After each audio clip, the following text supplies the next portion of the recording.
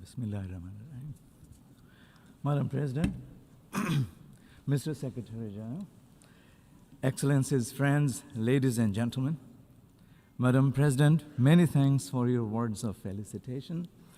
And I too look forward to working very closely with you in the final months of your presidency and the preparatory months of mine. And I will definitely keep my promise of calling you, if necessary, middle of the night, football or no football. Excellencies, I'm truly honored to have the opportunity to make this statement as President-elect of 81st session of the General Assembly. At the outset, I would like to express my deep appreciation to the member states of the United Nations for the trust and confidence they have reposed in me. I accept the position of the President of the 81st session with humility and respect. I would like to thank my Prime Minister, Mr. Tariq Rahman, for nominating me for the position of the President of the UNGA and for supporting our campaign strongly and consistently. I would also like to express my appreciation to my countrymen for their support and my team and many friends around the world for their excellent contribution to our campaign. My family lovingly stood by me ever since my candidature was announced, and the time that we spent on the campaign trail was not easy. So they accepted their suffering with smile. Thank you. Last but not the least, I would like to extend my sincere appreciation to Ambassador Andreas Kakouris of Cyprus. Ambassador Kakouris, you led a very constructive campaign, a model campaign, which will be known to our member states for many, many years. I wish you well in your all future endeavors. Excellencies, as our current president has said very well, the 81st session of the Assembly will open at historic crossroads. The UN will commence its ninth decade at a time when trust in our organization is being tested on multiple fronts. Scourges of conflict and war, from which our organization aimed to save our succeeding generations, continue to inflict untold sufferings. Development gains remain fragile and uncertain, and in some cases are regressing.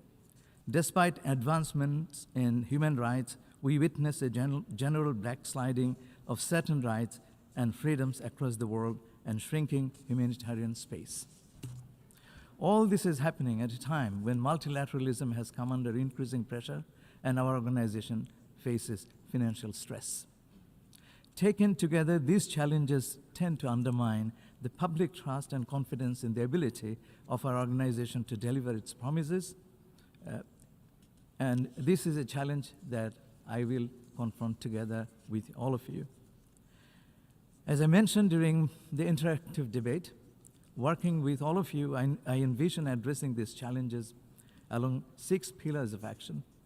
First, in advancing the organization's work on peace and security, I will draw inspiration from the work of more than 200,000 peacekeepers from Bangladesh who have contributed actively to international peace and security across the globe, from Cyprus to Sudan.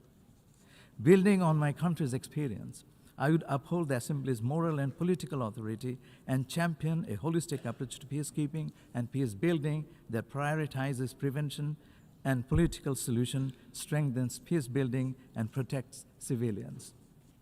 I will support dialogue to make even peacekeeping more fit for purpose and advocate for greater representation of women in peacekeeping. Excellencies, secondly, the 2030 Agenda is a major milestone in the work of the United Nations, but the gap between promise and delivery remains too wide. Ongoing energy insecurity has added a new layer of vulnerability for many countries, especially the Global South. As the International Energy Association recently said, the scope of the current energy crisis could be larger than those that we have seen in 1974 and 1979, which produced a lost decade of development for developing countries. I intend to work closely with member states on how we can prevent another lost decade of development and protect the vulnerable people in developing countries. On the implementation of Agenda 2030, with the SDG Summit 2027 in mind, I will work with you all to accelerate implementation of SDGs that are lagging or regressing. Building on the outcome of FFD4 and the Compromiso de Sevilla, I will encourage member states to address SDG funding gaps, fulfill commitments on debt sustainability, and pursue reform on international financial architecture. I'll be particularly mindful of achieving gender equality and full and meaningful participation of women and girls in all walks of life. I will also be attentive to the implementation of the Doha Program of Action for LDCs, ASWA Program of Action for LLDCs, and the Antigua and Barbuda Agenda for the Seeds. Working with the member states, I will advance UN's cooperation with the African Union, particularly on Agenda 2063. Nearly 3/5 of global poor live in the middle-income countries, and often their problematic is glossed over in international discourse. Following up on a recent UNGA decision, I will convene a meeting to support the needs of middle-income countries during my presidency. Excellency, thirdly, on climate change, I will work with the member states on delivering on existing commitments, support operationalization of loss and damage fund, and protect biodiversity, oceans, and land. Against the backdrop of the ocean decade, I will advance initiatives to promote science-based ocean action and effective partnerships for the conservation of marine ecosystems. I'll facilitate discussions at the first conference of the parties to the Biodiversity Beyond National Jurisdiction, BBNJ agreement due in January 2027. Excellencies, fourthly, I will uphold UNGA's work on human rights. I will work towards promoting synergy within and beyond UN human rights mechanisms through multi-stakeholder partnerships. I will lend full support of the Office of the PGA to the high-level meetings to mark the 25th anniversary of the Durban Declaration and Program of Action and the 40th anniversary of the Declaration on the Right to Development. I will underscore the importance of protecting humanitarian space and remaining attentive to refugees, migrants, and displaced communities whose vulnerabilities often miss the headlines. Bangladesh knows this in human terms, as you do, Mr. Secretary General, when you visited the Rohingya camps last year. And as we have been sheltering for years about 1.2 million forcibly displaced Rohingya nationals of Myanmar. I know it personally when I served as my government's high representative on the Rohingya issue. Excellency, fifth, emerging technologies including artificial intelligence, big data, and digital platforms bring immense opportunities, but also, like any new technology, they entail serious risks of inequality, bias, and misuse.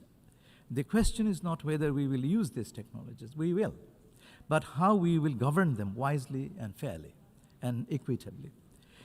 Building upon the important work of our current PGA, and I thank you, Madam, for it, I will champion inclusive implementation of the Global Digital Compact. I will work with UN Youth Office to address youth employment with the advent of AI and other emerging technologies. Excellencies, finally, we must collectively demonstrate that the UN can adapt, reform, and better deliver, and justify every penny member states, all of you, contribute in order to restore trust in our organization. The 80th anniversary of the UN, marked by the UN 80 initiative, for which I profoundly thank Mr. Secretary General, as well as the Pact for the Future, the Global Digital Compact, and the Declaration on Future Generations, have already charted an ambitious course for renewal of our organization. I will build upon these efforts and work with the member states toward making UNGA an engine of member-driven and member-owned reform. I will organize inclusive consultations to advance the ideas in shifting paradigms united to deliver, and remain invested in enhancing UNGA's coordination and synergy with Security Council, ECOSOC, and Peace Building Commission. Excellencies, as your president, I will dedicate myself to rebuilding trust nurturing consensus, and opening space for good faith negotiations that will lead to outcomes for all that are owned by all.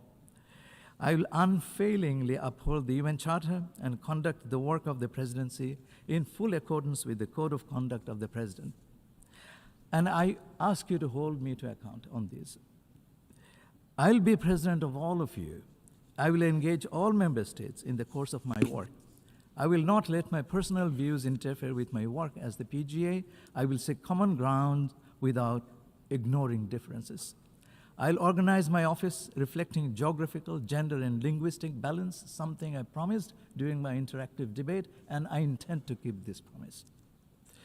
Creating a group within the Office of the President to specifically serve the needs of the small delegations will be one of my early priorities.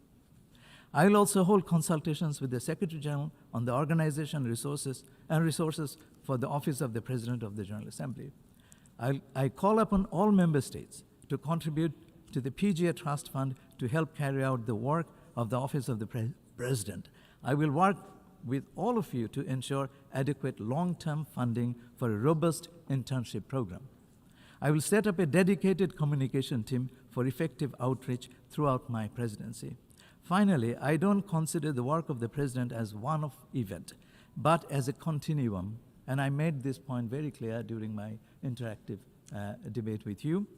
Therefore, Madam President, I will carry forward your important initiatives.